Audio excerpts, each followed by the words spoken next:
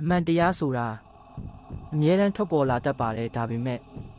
ဒီညမှာတော့တယောက်ကမသိပဲမိမိကိုယ်ကိုပိတ်မိနေပါတယ်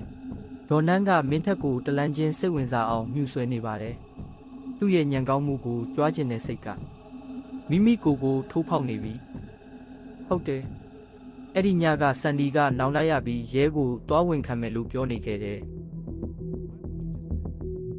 ဒါကြောင့်ကျွန်တော်သူမကိုတတ်လိုက်တယ်အခန်းကိုလည်းအတွင်းကနေပိတ်ထားသလိုဖြစ်အောင်ဤပညာတစ်ခုသုံးခဲ့တာမင်းထက်ကပြုံးပြီးပြောလိုက်တယ်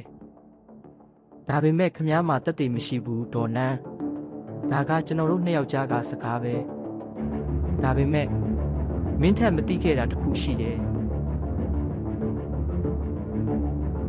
အဲ့ဒါကအတန်ဖန်းဆက်မဟုတ်ပါဘူးဓာတ်ရိုက်ထုတ်လွှင့်ဆက်ဖြစ်နေပါတယ်တစ်ဖက်ခန်းမှာရဲတွေကအကုန်ကြားနေခဲ့ပါပြီပြီးတော့သူမဟာရှေ့နေကြီးဒေါ်နန်းမဟုတ်ပါဘူးကားအက်ဆီဒင့်မှာတိတ်ဆုံးသွားတဲ့ကောင်လေးရဲ့မိခင်ဖြစ်ပါတယ်